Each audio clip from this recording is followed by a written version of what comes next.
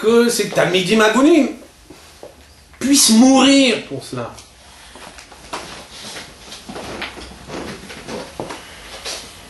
Ils sont coupables par erreur.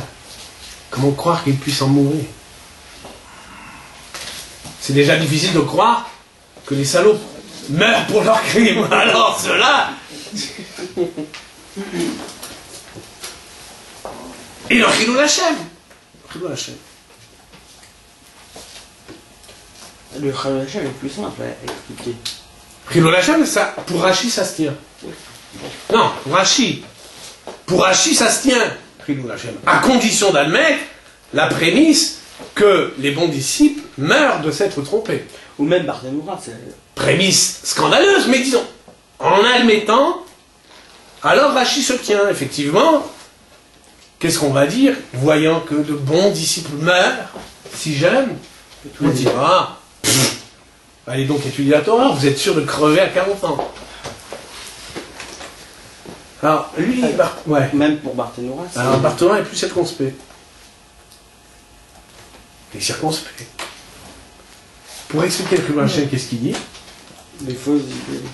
À cause d'eux, il y aura des idées fausses dans le monde. À la foule, ça glisse. Non, à cause d'eux, c'est Maïm Araïm. Les restaurants. Enfin, à cause de ces Talmidim. Voilà. Bah, Voilà quoi, c'est très vague, c'est très... En quoi? Pourquoi passer toutes ces transitions par les Talmidim, Agounim? Non. Dit à cause des Maïm Araïm, il y aura des idées fausses dans le monde.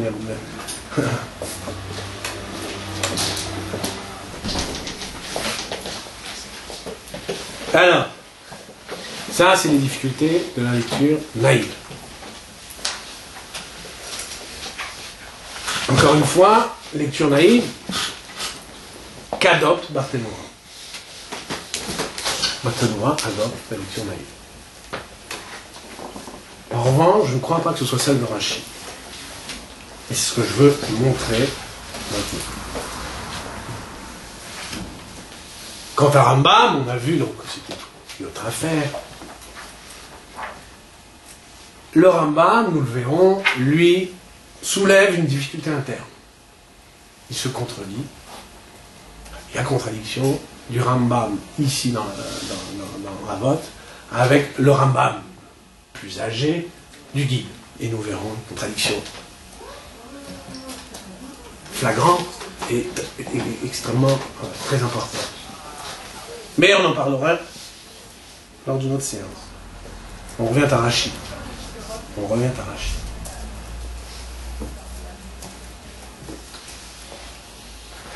On a vu que tous les trois Mefarshim s'accordaient à voir dans Maïm Araïm une métaphore. D'accord? Tous. Pour le reste,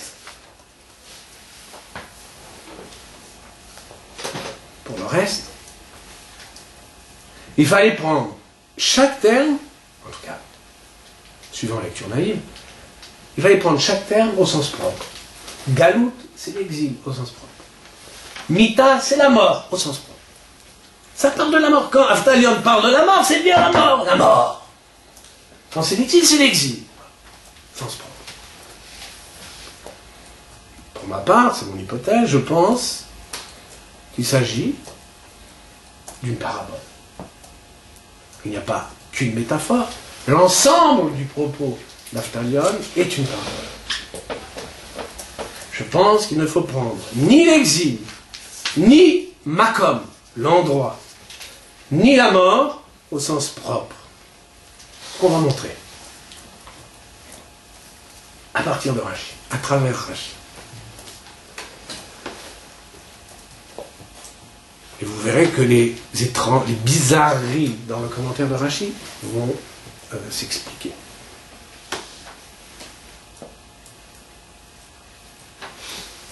La première chose, on a vu, c'est le premier Rashi, Isaïrou B'Divrechem. La lecture naïve, c'était, rappelez-vous, B'Chazarat Shmuatrem. Lors de la révision de votre leçon. lecture raisonnée, il n'y a pas de révision de leçon de la part d'un maître. On dit d'un élève qu'il révise sa leçon. Et tout vient d'ambiguïté de Shmoa Trem. Votre Shmoa. Shmoa, c'est la leçon. Ça peut être la leçon que l'élève reçoit, mais aussi la leçon que le maître donne. Et Chazara, le sens de Chazara, qui veut dire d'ordinaire, révision. Chazara, la révision, dépend du sens que l'on donne. Enfin, le sens de Chazara dépend du sens que l'on donne à Shmoa. S'il s'agit de la leçon que l'élève reçoit, alors Chazara, c'est révision. Mais s'il s'agit de la leçon que le maître donne, c'est plus une révision. C'est quoi? C'est une répétition. Un maître répète la leçon qu'il va donner. C'est une répétition. Donc déjà, lecture raisonnée, il ne s'agit plus de révision, mais de répétition. Nous allons voir pourquoi cela compte. Donc, lors de la répétition de votre leçon, attention, soyez sur vos gardes, soyez prudents. Pourquoi? Shema tachovu chovat galut. Lecture naïve, on la rappelle. Shema tiyu morim medavar isur. Peut-être allez-vous professer sur une matière traitant de l'illicite pour lequel on est passible d'exil. Voilà ce que l'on entendait à la lecture naïve. Puis la suite, les makom acher, dans un autre endroit, chez Enshal Talmidim, où il n'y a pas de disciples agunim, disciples probes. Ce qu'il y a de remarquable dans ce Rashi, dans ces deux Rashi, c'est l'opposition. Regardez bien, écoutez bien. V'tiglu limkom ma'im haraim, les makom acher chez Enshal Talmidim agunim, v'telamedu lahem, ou kshetarzoru limkom acher. Il y a l'opposition dans Rashi entre makom acher et mekom acher. L'endroit, un autre endroit, et mekom acher, votre endroit. Il oppose les deux. Et Rashi parle d'un retour à son propre endroit, qui, semble-t-il, ne s'explique pas dans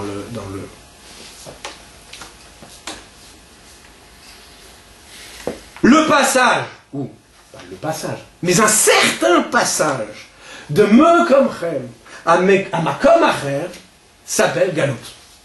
Un certain passage, pas tout passage, mais un certain passage de votre endroit à un autre endroit s'appelle galout, s'appelle l'exil. Ça fait bien Rashi. Il dit qu'en ce passage, lors de ce passage, vous vous retrouvez en présence d'eau mauvaise. Alors c'est l'exil. J'ai dit que makom, ici, chez Rashi, dans la Mishnah, c'était une métaphore. Et je le soutiens, et je m'explique. Mais comme chem, c'est une métaphore, votre propre endroit, votre chez vous, mekom chem. C'est une métaphore pour la pensée seule avec soi-même. Le lieu de soi.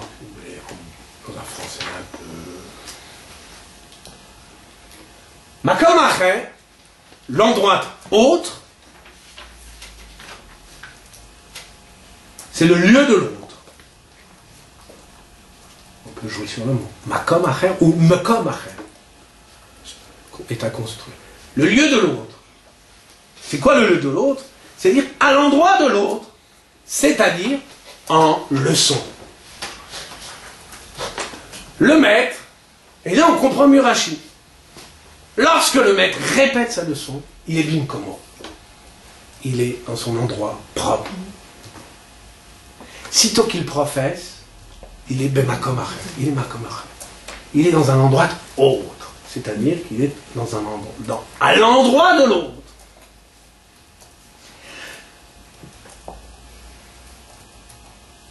Lorsque je professe, et pour autant, bien sûr que je pense en professant, ce qui n'arrive que très rarement, surtout là-bas. Alors, je ne pense plus pour moi-même. Rappelez-vous, penser pour moi-même, le Marc. Je ne pense plus pour moi-même. Marc Aurèle, Benjamin. Penser pour moi-même. Je ne pense plus pour moi-même, c'est-à-dire en mon lieu propre. Je pense pour l'autre. Lorsque je professe, et pour autant que je pense en professant, je ne pense plus pour moi-même, je pense pour l'autre. Là, pour ceux qui font Chassidoute, c'est très important, ces distinctions. C'est fondamental. C'est une remarque en passant. Je pense pour l'autre. C'est-à-dire dans le lieu autre de l'autre. Bemakom acher. Lorsque je professe, je suis déjà Bemakom acher. Quand je pense pour moi-même, même si je destine ma pensée à l'autre, c'est-à-dire lorsque je répète la leçon que je vais donner,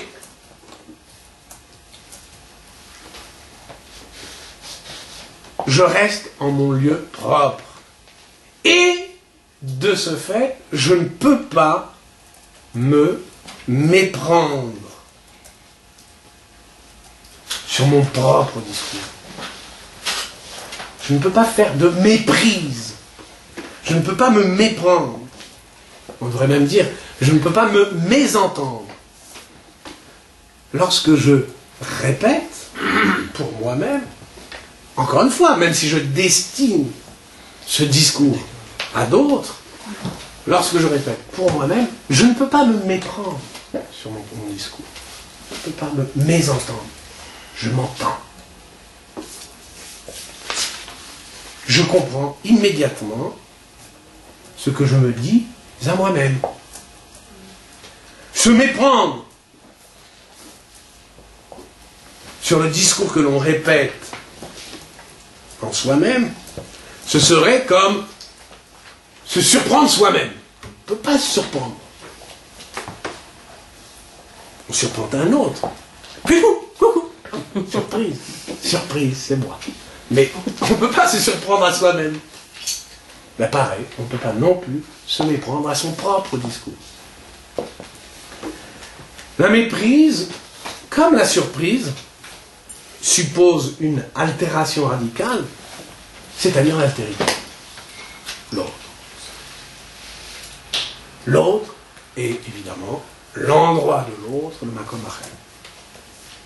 Seul avec moi-même, en mon lieu propre, je m'entends. Et je ne crains pas la méprise. Je ne crains pas de me méprendre sur mon propos. Je m'entends.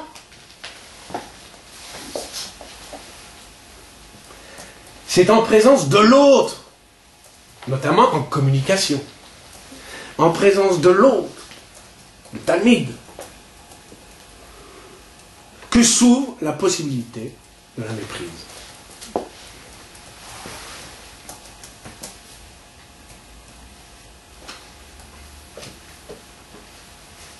L'autre, à qui l'on s'adresse lors d'une leçon, ce soir par exemple, décale le discours. Décale, au sens strict. Retire la cale du discours. Dans la distance, dans l'ouverture de la distance de soi à l'autre, dans cette béance, parce qu'il faut bien parler de béance, c'est dans cette distance-là, dans cette béance-là, qu'un discours qu'on a d'abord cru clair, clair pour soi, peut s'avérer équivoque, obscur pour l'autre. C'est ça qui est extraordinaire. Sitôt que l'on professe, sitôt que l'on se retrouve de makom acher, le même discours, le même, s'avère parfois équivoque, obscur. un discours qu'on croyait clair s'avère obscur. Alors, à la précision, parce qu'on parle de Maïm Rahim, c'est seulement en présence de Maïm Rahim que le discours s'avère obscur, s'avère équivoque. Seulement en présence de Maïm Rahim. C'est seulement s'il y a malice de la part de l'autre. Car, et c'est, je pense, une des affirmations d'Aftalion, c'est seulement la malice qui décèle l'équivoque dans le discours d'un maître, fut-il imprudent. Il n'y a que la malice pour déceler de l'équivoque dans le discours d'un maître, même imprudent. On ne dit pas du Talmid Hagoun, d'accord, qu'il va se tromper en entendant le discours d'un maître, fut-il imprudent. S'il entend le même discours que les Maïmara, eh bien lui ne verra pas, ne verra rien d'équivoque. Il faut de la malice pour voir de l'équivoque dans le discours d'un maître. C'est ça tout le problème. Non, parce que avant que ça aille dans les eaux, dans l'endroit des eaux mauvaises, il faut que la Mishnah précise bien qu'il y a eu schéma Techaïvou. Schéma Techaïvou Chavagorim, je vais expliquer ce que c'est. C'est une métaphore. Non, mais elle vient avant. Bien sûr. Enfin, il semble que ce soit l'imprudence du discours qui provoque de partir vers les eaux mauvaises, d'aller dans l'endroit de l'autre. Non. Parce que le discours est non. Hein? C'est parce que le discours est imprudent qu'il doit être Hayat de Galout. Enfin... Non, c'est parce que le discours est imprudent que c'est une galoute. Que ma leçon, le makomacher, ce soit une galoute. Tu comprends? Toute leçon n'est pas une galoute. Quoi? Il peut y avoir de méprise chez un Talmid Hagoun? Non. Si imprudent. Quoi? C'est quoi?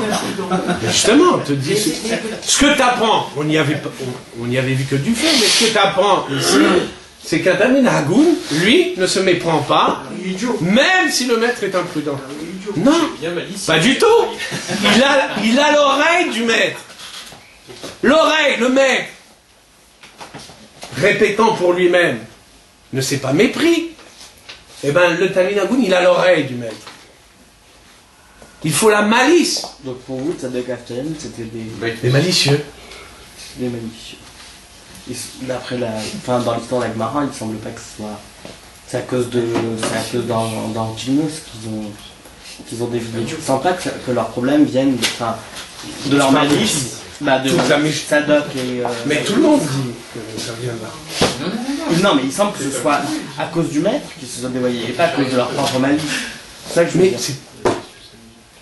C'est à cause. Ça veut dire que c'est un reproche. Ça veut dire que c'est un reproche à Antignos qui est fait, et pas un reproche à Tzadok. Mais bien tout. Alors ce qu'on dit, c'est qu'on reproche Antignos de n'avoir pas été nizar, de n'avoir pas été assez prudent. C'est ce qu'on lui reproche. Oui, mais attends, mais ça, alors du coup... On ne lui reproche pas la malice de ses élèves. Bah évidemment. Ben voilà. Mais du coup, ça va. Ça veut dire que le maître doit se protéger des esprits malicieux. De la malice. De la malice. Mais non, enfin ça n'a pas de sens. Ça n'a pas de sens, on ne prépare pas. Ça veut dire que finalement, si Antignos avait eu... C'est pas qu'il doit se... Si Antignos avait eu des élèves... Il doit prévenir... Si tu veux, encore une fois, lorsqu'on répète la leçon à soi-même, lorsqu'on se répète une leçon, on n'est pas vigilant. J'ai compris. Tout ce que Aftalion dit, c'est apprends la vigilance. Apprends. Dis-toi qu'en professant, il y a une béance. et que ton discours qui te paraît clair, soudain, peut s'avérer. Parce qu'il y a des malicieux en face. C'est pas Non, ça. pas parce qu'il y a eu c'est la malice décèle, elle ne crée pas l'ambiguïté. La malice décèle et reçoit, et ne veut recevoir, ne veut voir que. Même pas l'ambiguïté, que le mauvais, que le sens biaisé.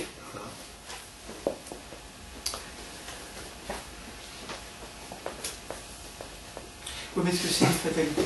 Hein? Est-ce que c'est une fatalité? Non. C'est-à-dire que le malicieux Schéma Tachovu. le malicieux va forcément trouver une Forcément. va décéder. Donc on peut pas se prémunir en fin de compte. On n'a pas de bassine. Donc, On peut pas se prémunir alors. Sur le maître ne peut pas se prémunir. mais Parce c'est que le malicieux. c'est ce qu'on dit.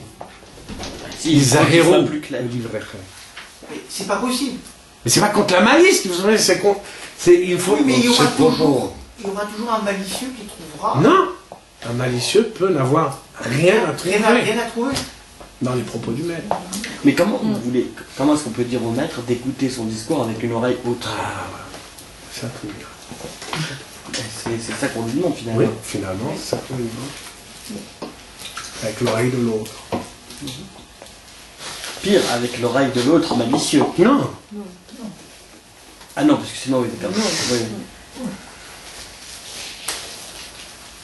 alors, maintenant c'est plus grave.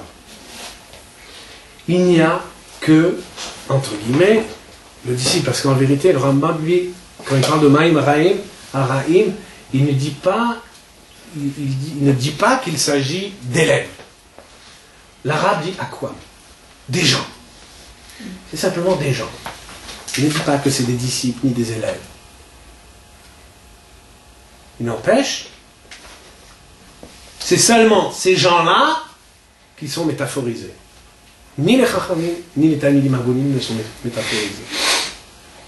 Seuls les gens malicieux sont métaphorisés. Pourquoi? Pourquoi seulement ceux-là sont métaphorisés? Pour vous, tout est métaphorisé. Non, Chachamim, mais Ah, d'accord. je sais pas si c'est une parabole, mais dans cette parabole, il y a deux personnages réels, c'est les Chachamim et les Talmidim Abaïm Acharlechem. Alors, pourquoi on a voulu cette métaphore? Parce que cette métaphore en dit bien davantage, en dit long. La métaphore, elle parle... Bon, alors l'expression de Baïm Araïm, c'est un apax dans le Tanakh, mais bon, je ne vais pas me sentir dessus. Ça n'apparaît qu'une seule fois. L'expression des eaux mauvaises, ce n'est pas pour rien, sans doute, mais bon. C'est lorsque Yahou va être emporté par le char céleste et qu'il va donc transmettre la névoie à Élisha, Élisée. D'accord? Donc, son maître est emporté, donc chapitre 2 de 2 rois. Deuxième livre des rois. Son maître est emporté, et Élisha, évidemment, se retrouve avec la hadéret, avec la tunique d'Éliaou. Et là, il est confronté au Nevi'im, au prophète de Jéricho. Et les prophètes de Jéricho disent, voilà, on veut le retrouver, ton maître, qui sait si, je sais pas moi, le bon Dieu l'a envoyé, l'a balayé là d'un coup de souffle dans la vallée, il faut peut-être aller le chercher. Alors Élisha leur dit non. Et ils s'entêtent. Alors il dit bon, allez-y. Ils reviennent, ils vont et ils reviennent bredouilles. Et Élisha dit je vous l'avais dit. Et soudain, les gens disent ah oui, mais tu sais, reste parmi nous. C'est bien, c'est une belle ville, Jéricho. Jéricho d'alors, hein. Même plus d'alors. C'est bien, c'est un bon mochard. Seulement voilà, les eaux, elles sont mauvaises. Et les gens qui les boivent meurent. Et donc Élisha vient, et c'est le premier miracle d'Élisha, c'est qu'il verse du sel dans ses eaux, et ses eaux s'adoucissent, bizarrement. Voilà. C'est la seule, la seule mention d'eau mauvaise dans le Tanakh. C'est pas pour rien, mais bon, je ne vais pas m'apesantir là-dessus. Il n'empêche que, évidemment, les eaux, pourquoi les eaux? Pourquoi la métaphore des eaux? Parce que c'est la Torah. l'une des métaphores les plus massives de la tradition midrashique, c'est la métaphore de l'eau pour la Torah. El Ma'im est la Torah. Il n'y a d'eau que la Torah. Ça veut dire quoi? Ma'im Araim, les eaux mauvaises, l'eau mauvaise, ça veut dire quoi? Ça veut dire quoi? Ça veut dire que la métaphore dit en vérité moins la mauvaiseté du disciple que celle d'une Torah devenue mauvaise. Ma'im Araim, une Torah devenue mauvaise. Une Torah devenue mauvaise. Le rat des Ma'im, le rat des eaux, la mauvaiseté, le caractère mauvais des eaux, mortel même, puisque ces eaux tuent. Le caractère rat des eaux désigne moins un vice chez le disciple que la possibilité même de l'étude de la Torah de devenir mauvaise. Donc, en vérité, cette métaphore, elle est explosive. Ma'im Araim dit la possibilité de la Torah de devenir mauvaise.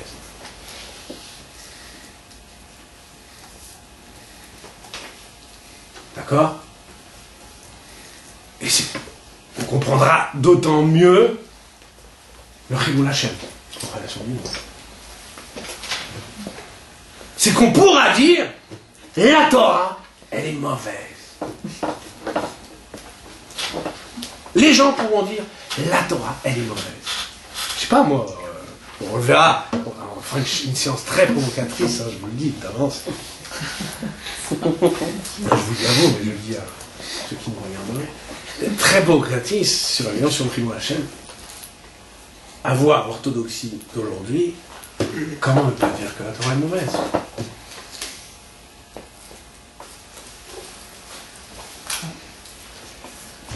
Reste la galoute. Alors qu'est-ce que c'est que la galoute? On l'a dit, c'est le passage, un certain passage, du lieu de soi au lieu de l'autre. Pour autant, qu'il se produit dans le discours, par ce passage, comme une déportation, c'est-à-dire un exil de la parole. Dans toute leçon professée. Dans toute leçon professée. Si l'on y prend garde, il y a le risque d'un exil de la parole. Le risque de la méprise. Et la possibilité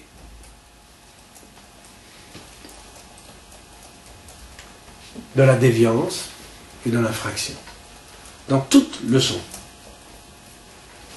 Le risque de la méprise. C'est ça le sens de Shema tachovu chovat galut kelomar Shema tiyu morim bedavar haïsour sheyesh bo galut. Peut-être serez-vous condamné à l'exil, c'est-à-dire peut-être allez-vous professer quelque chose qui, s'il y a galoute, produit d'avarissou, produit de l'illicite. La méprise est en regard du discours pour soi-même.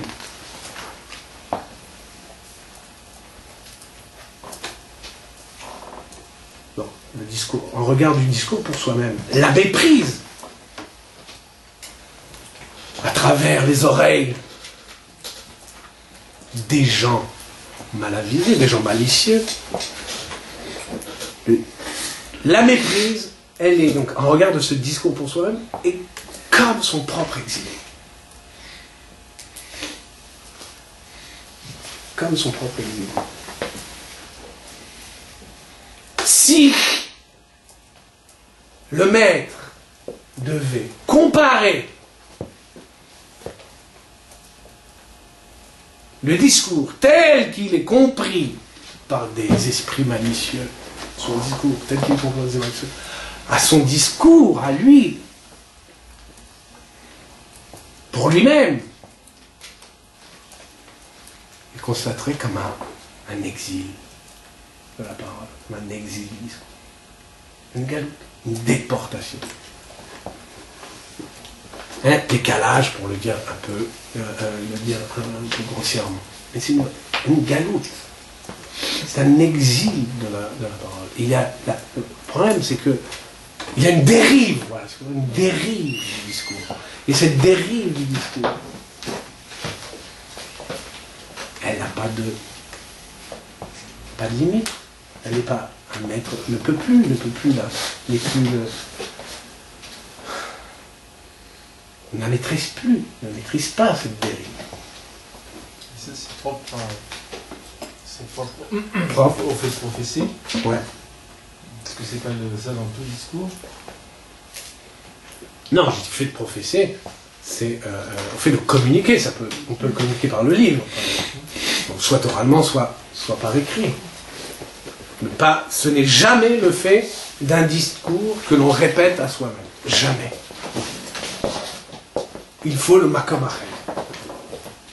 Même quand on ne s'avance pas des élèves, dans la vie de tous les jours, il peut y avoir des malentendus, tout simplement. Ouais, ça s'en fiche, les malentendus. Donc on sait que c'est alors quoi. Des quiproquos, oui, d'accord. Mais on fait des comédies avec ça. C'est pas grave. On n'en meurt pas. Mais on sent, on comprend qu'il y a un décalage entre le discours qu'on se fait à soi et la chose qui est entendue chez la personne qui est en face, tout simplement. Non. Parce qu'on peut très bien, regarde Sacha Guitry par exemple, il les recherche, ces quiproquos, tous les grands auteurs de comédie, ils les recherchent, donc tu vois bien, il les recherche, il les trouve, voilà, dans Bim Komchem, Bim Komam, en leur lieu propre, ça se trouve, tandis que là je décris quelque chose d'invisible, c'est beaucoup plus...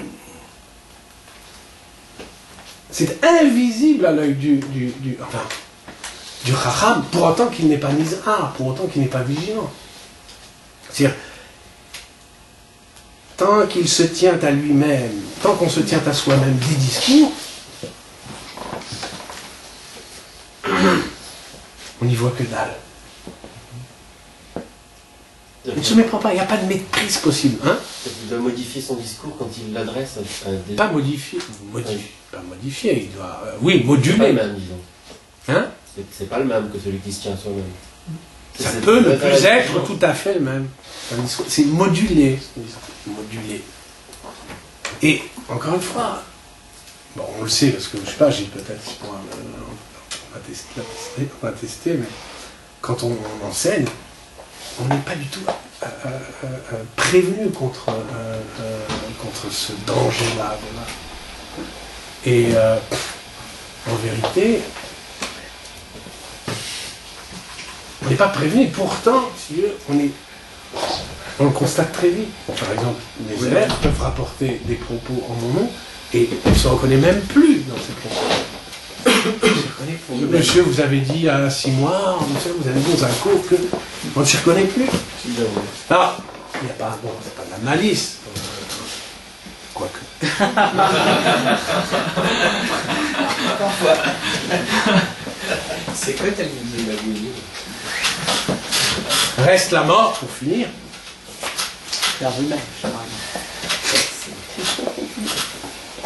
Alors la mort,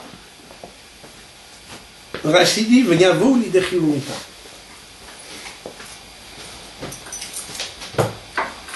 Ils en viendront, enfin, ils se feront passibles de mort.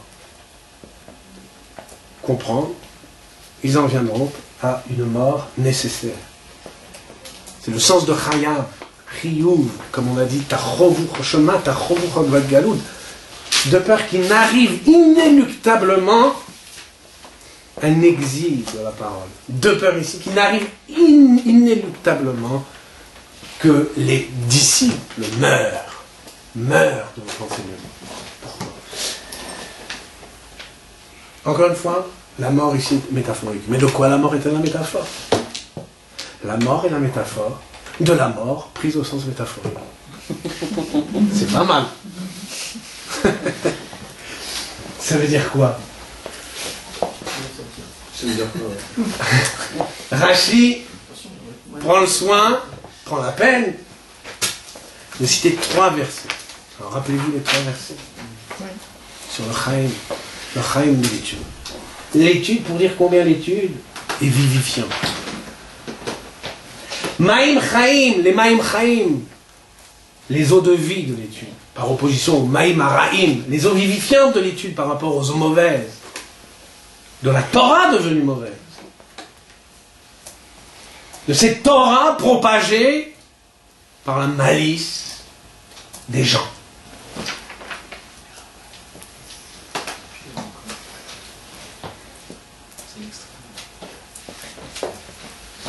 Et qui font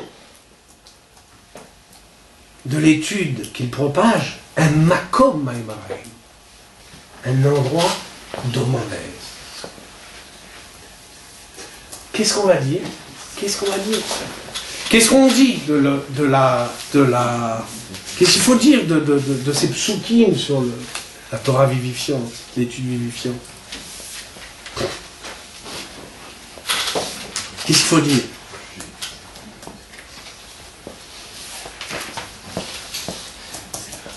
Pourquoi dit-on que l'étude est vivifiante?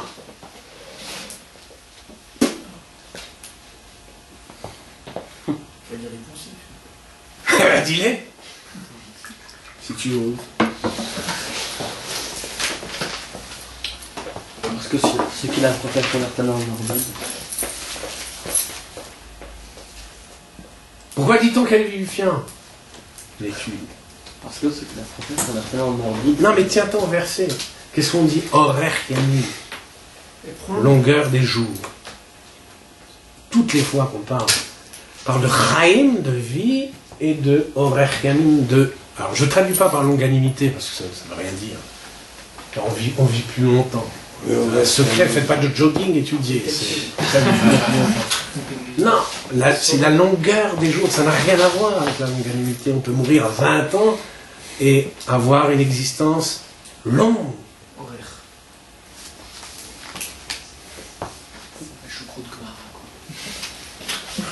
L'étude, disent ces psukim, l'étude véritable,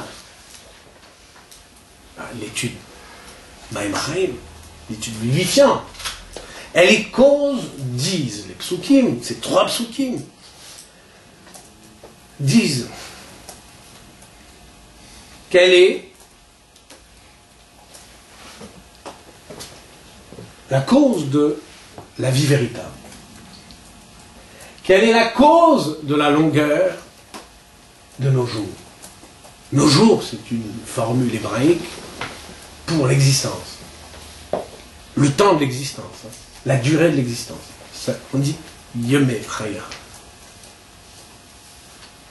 Elle est cause, autrement dit. L'étude est cause que nos jours sont plus longs qu'il n'y paraît. L'étude est cause que nos jours sont plus longs qu'il n'y paraît. Pour le dire en langage bergsonien, l'étude véritable, vivifiante, fait que la durée vécue soit plus longue, que le temps de la vie, de notre vie, mesuré à l'horloge. Souvenez-vous la différence qu'il fait entre la durée et le temps des horloges. Donc une même existence, ça peut être une vie vécue plus longue que seulement son temps mesuré, son temps de vie mesuré à l'horloge.